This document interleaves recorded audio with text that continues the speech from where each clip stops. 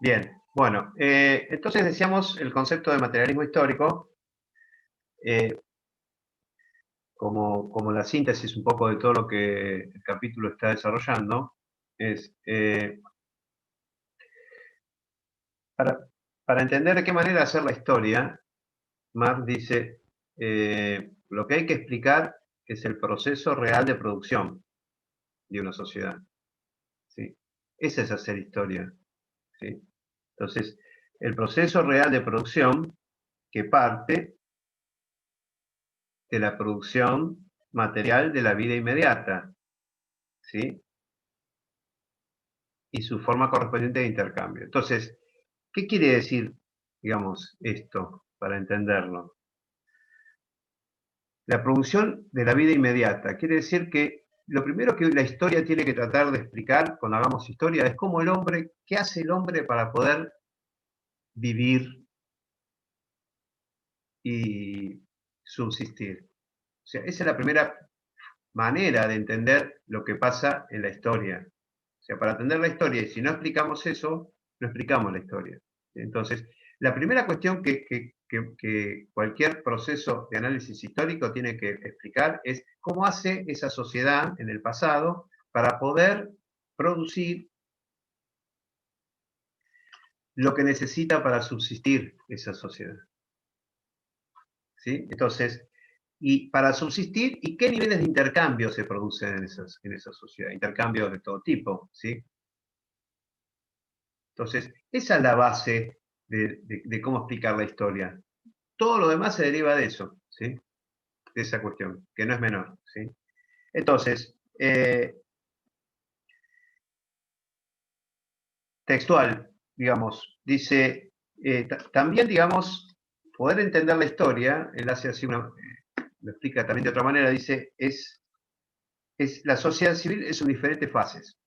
O sea, hacer historia implica poder explicar la sociedad civil en sus diferentes fases. ¿Sí? Es lo que explicábamos recién de sociedad civil. ¿Sí? Y este es el fundamento de toda la historia.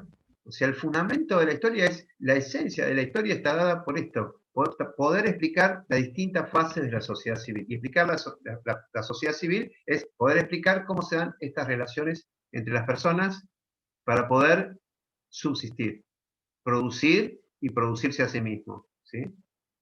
¿Mm? Bueno.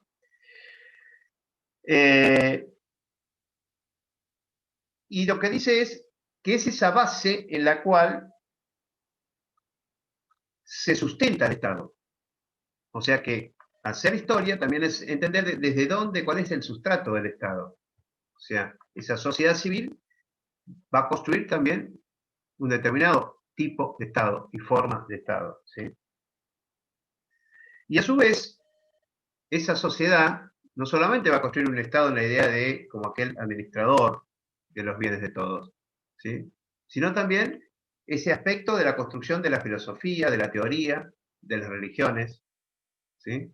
De las formas de ver el mundo, también se hacen a partir de esa base real de la vida. ¿Sí? O sea, desde ese fundamento se construye todo un andamiaje que implica el Estado y todo lo que son las formaciones teóricas y la conciencia social. ¿Sí?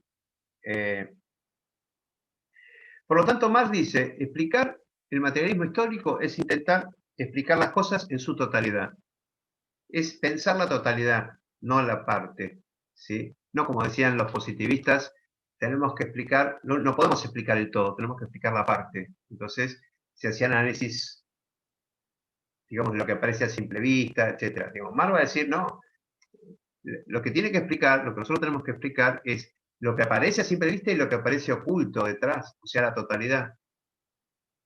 Y esa es la gran diferencia entre el método dialéctico y el método positivista. ¿Mm? ¿Está bien? Bien. Otra cuestión importante acá es cuando empieza a diferenciarse con Hegel y entonces dice que la práctica no se explica a partir de las ideas, sino al revés.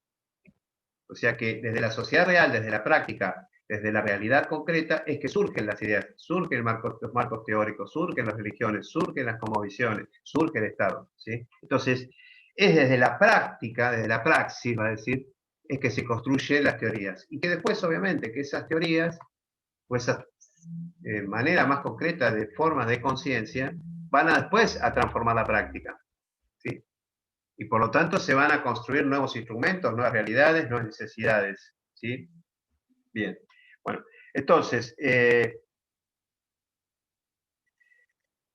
las formaciones ideológicas siempre tienen que ser explicadas a partir de las condiciones materiales de vida y de la práctica. O sea, toda ideología tiene que ser sustentada desde la realidad concreta, no desde elucubraciones solamente idealistas.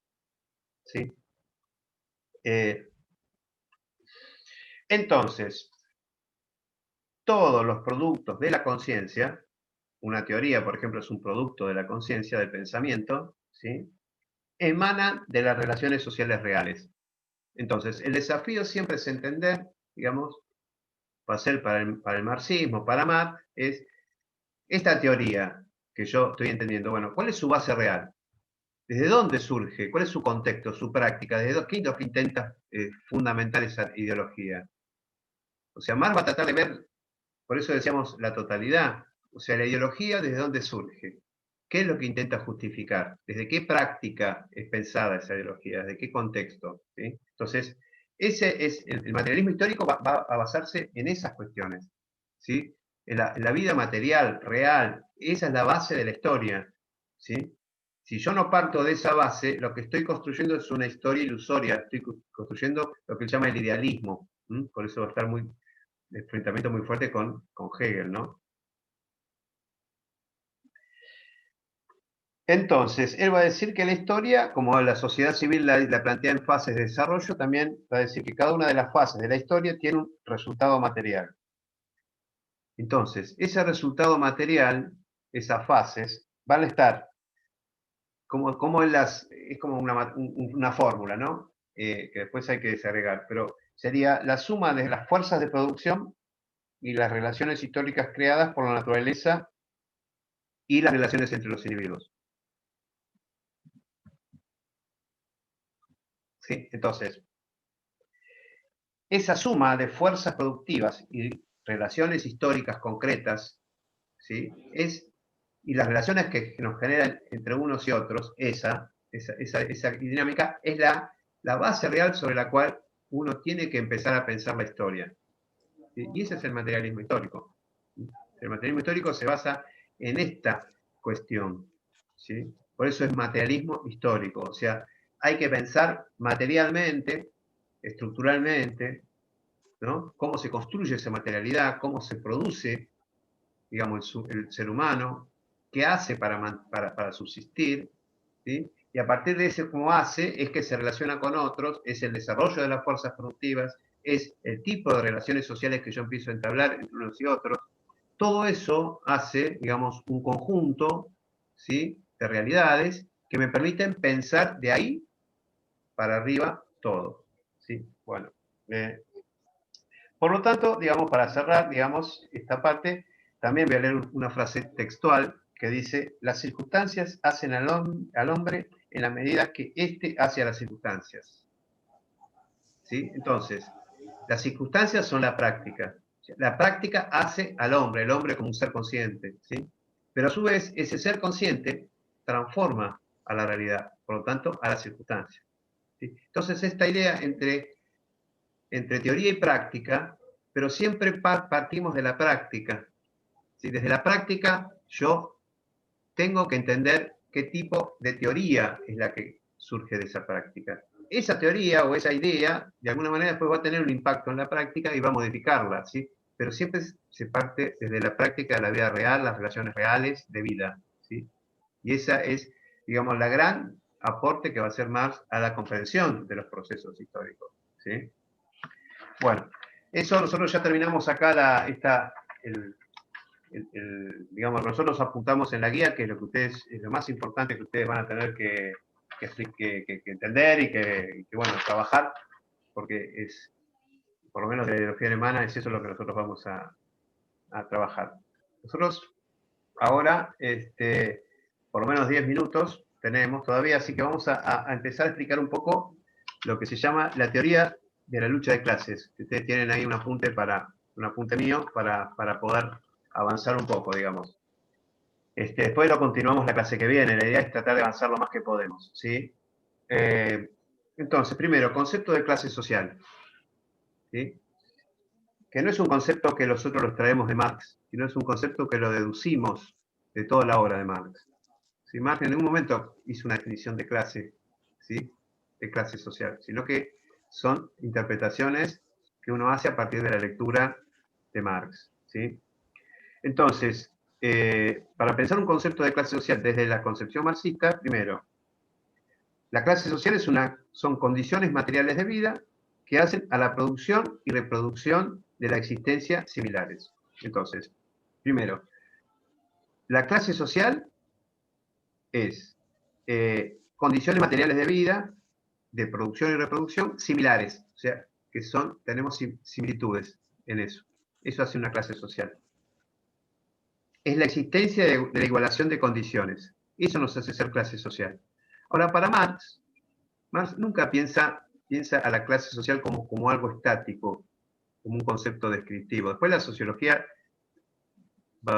se va a dedicar a eso más que nada, ¿no? A explicar la estructura social, la clase, desde una concepción más descriptiva. Para Marx, digamos, el concepto de clase siempre es un concepto dinámico, es un concepto en proceso. ¿Sí? Entonces, es mejor decir momentos de la clase. ¿Sí? Él habla siempre de momentos de la clase social. La clase social como algo estático, a nosotros nos sirve para entender un poco, pero para Marx dice claramente que la clase social es un proceso que va en desarrollo, ¿sí? Son momentos. Entonces, cuando hablamos de momentos, Marx va a plantearse, que tampoco hace un tratado sobre el concepto de clase, nosotros todo lo deducimos de toda su obra, va a decir que hay tres momentos en la clase en sí y la clase para sí. Entonces, reitero, hay tres momentos en la clase social, ¿sí? Entonces, tenemos el primer momento, que es el momento de la clase, que es el momento más rudimentario de la clase, ¿sí? Cuando el trabajador compite con otro trabajador para poder conseguir un trabajo. Ese es el momento más rudimentario de la clase social. Tenemos las mismas condiciones de vida, pero estamos disputándonos unos a otros un puesto de trabajo, ¿sí? Entonces ahí lo que prima son los intereses individuales. O sea, el interés mío de poder conseguir el trabajo, entonces haré todo lo posible por ganarle al otro que tengo al lado, que es otro trabajador como yo, para poder tener ese puesto de trabajo. Entonces, mientras que siga esa lógica, el momento de esa clase es el momento, digamos, donde hay una mayor pertenencia a la lógica del capital del trabajador. Porque esas competencias entre unos y otros hacen de que, digamos, ¿cómo decirlo? Hay una palabra, la subsunción total al capital. O sea, el capital es el que determina todo, ¿sí? Por lo tanto, el trabajador ve a su propio compañero como un competidor, porque nos medimos por intereses individuales, ¿sí? Y esa es la lógica del capital, obviamente, ¿no? La propiedad privada, ¿sí? Bueno. El segundo momento, que es el momento de la clase en sí, es un proceso de desarrollo que supera un poco esa primera instancia, ¿sí? Ya existe la idea del sometimiento del salario. O sea, el salario es ya someterse a las reglas del capital, está trabajando, cumplir con las reglas que plantea el patrón, y que implica asumir determinadas reglas que en el mejor de los casos, siempre es una relación despótica. ¿Por qué? Porque siempre se le impone un régimen de trabajo, se le impone la cantidad de horas de trabajo, un ritmo de trabajo, etcétera, etcétera. ¿Sí? Bueno, eso, ¿sí?, implica cierta continuidad de represión en el proceso. O sea, hay sometimiento al salario y hay una estructura despótica. Bien. Empieza a haber resistencia ante ese sometimiento, ¿sí? Entonces, en este momento de la clase en sí, comienzan las primeras resistencias a ese sometimiento del salario y aparecen las primeras coaliciones aisladas de trabajadores, ¿sí? Entonces, aparecen trabajadores que se juntan en la fábrica para pelear con el capataz porque anda a los latigazos, por ejemplo, dar un ejemplo burdo, ¿no? Pero que ocurrió, digamos, en los inicios de la Revolución Industrial, ¿no? O sea, el capataz que andaba con el látigo imponiendo las reglas, ¿sí? Entonces, hay una primera resistencia, los obreros se resisten a ese maltrato y se organizan ahí. O sea, primera resistencia. Y es la primera esbozo de la competencia entre trabajadores y capital. O sea, la primera, ¿sí? Esa resistencia, que es aislada, comienza a haber una asociación más permanente, porque esto se repite. Entonces, esto lleva a los trabajadores a darse cuenta de que tienen que, en vez de competir unos contra otros, tienen que unirse porque el enemigo no es el propio trabajador, sino que el que lo está maltratando, lo que está explotando es la fábrica, es el capital. ¿Sí? Y entonces, lo que se genera, empieza la clase a enfrentarse al capital. ¿Sí? Y entonces comienza lo que se llama la lucha económica. Entonces aparecen, de alguna manera, los sindicatos que se organizan a esto ser más permanente. Bueno, esa permanencia de la organización lleva a organizar los sindicatos por fábrica, los sindicatos por rama, etc. ¿Sí? Ahora, la lucha en esta parte, que es la clase en sí, es una lucha meramente económica, es luchar por mejorar las condiciones de trabajo, no luchar por cambiar el régimen de explotación, no es por cambiar el sistema social, la sociedad en su conjunto, sino es solamente disputar por mejorar las condiciones de trabajo. Ese es el máximo que puede alcanzar en este segundo momento la clase en sí. O sea, lo mejor que la clase puede lograr, o sea, el mayor desarrollo en este segundo momento es, por ejemplo, la organización de sindicatos que disputan mejores salarios, mejores condiciones de trabajo. Eso es lo máximo que puede llegar. Es la lucha puramente económica. Y ahora pasamos al tercer momento, ¿sí?, de la clase. Y el tercer momento es la clase para sí. Entonces, pasamos de la clase en sí a la clase para sí. Entonces, la clase para sí es cuando esos intereses que se unifican de clase empiezan a pensarse de manera política. Entonces, ya no solamente la lucha económica, sino que se empieza a plantear la lucha política. Entonces, y la lucha política es disputar quién conduce la sociedad. Es presentarse como un proyecto de sociedad para el conjunto de la población. Entonces, el momento de la clase para sí es el momento de la construcción del partido político. Es el momento de entender que la lucha económica tiene su límite y que para cambiar la vida y las condiciones de vida no alcanza con la lucha económica, sino que hace falta incorporar la lucha política. Y entonces aparece que esos intereses de clase se transforman y quieren ser ahora los intereses de toda la sociedad. Entonces aparece la disputa por el Estado. Recuerden que el Estado es eso, ¿no? Es unificar intereses para todos. Entonces dice, bueno, nosotros como clase trabajadora queremos conquistar el Estado y transformar ahora que sea para todos esto. O sea, pero después Marx va a explicar cuál es la diferencia entre cuando la clase obrera toma el poder del Estado y cómo lo hace la clase dominante burguesa, que es diferente, ¿no? Y adelanto esto porque es interesante acá. ¿Por qué? Porque es la clase, es la única, por eso más dice que la revolución lo puede hacer el proletariado, la clase obrera, la transformación del capitalismo. ¿Por qué? Porque es la única clase que se quiere autodestruir, porque quiere dejar de ser clase. ¿Sí? O sea, quiere que no existan más las clases sociales. ¿Sí? En cambio, las otras clases siempre tenían que, por ejemplo, la burguesía que intenta siempre ser burguesía, sostenerse como burguesía, tiene que sostener la explotación del trabajo. ¿Sí? Entonces, lo que va a hacer permanentemente es seguir sosteniendo esta sociedad en clases sociales. Lo que dice más es, bueno, el proletariado, por eso es el sujeto revolucionario. ¿Por qué? Porque es la clase que intenta llegar al Estado para que no existan más las clases. Se autodestruye como clase. No quiere ser más clase explotada y no quiere que existan más explotados. Estamos hablando de Marx, ¿no? O sea, cuáles son esos ideales. Y que para Marx la toma del Estado es un momento. Por eso habla de la etapa de la dictadura del proletariado, ¿no? O sea, la dictadura del proletariado es eso, es el proletariado que se hace cargo del Estado y ahora tiene que disciplinar al conjunto de las clases sociales, a la clase media, a la clase dominante, a los terratenientes. O sea, bueno, ese es el gran desafío, ¿no? Por eso habla de la dictadura del proletariado, porque es el Estado que tiene que imponer al resto de las clases sociales una nueva forma. Por lo tanto, esa es la disputa. ¿Sí? Pero bueno, entonces, la lucha de clases, en la clase para sí, va a ser una lucha política. La lucha en la clase en sí va a ser una lucha económica. Eso tiene que quedar bien claro. Y el momento de la clase, que es el primer momento, ¿sí?, es un momento donde no hay ningún tipo de lucha. Es la sobrevivencia del individuo, es la mera sobrevivencia. Sobrevivir. Es aquel trabajador que va a la fábrica y va a la casa y no se organiza con otro. Entonces es el momento más primitivo de la clase, es ese. ¿Sí?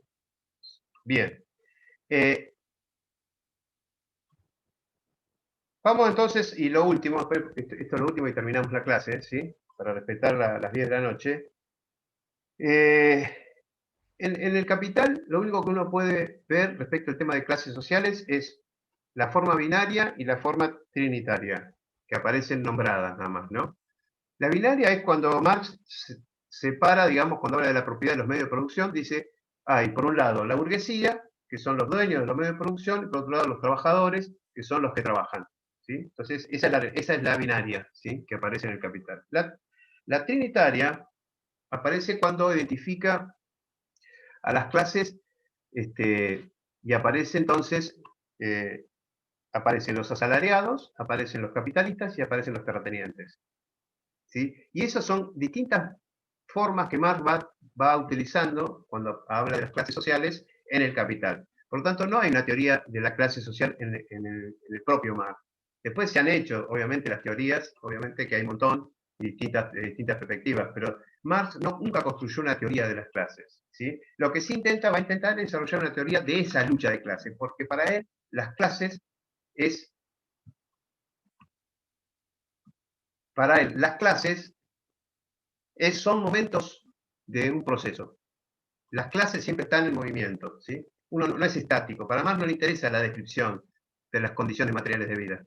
Lo que le interesa más es ver cómo ese trabajador o esa clase dominante va realizando una práctica, un proceso, ¿sí? En el cual la sociedad se va desarrollando. Por lo tanto, termino por ahí acá, a Marx no le interesa la foto, le interesa la película.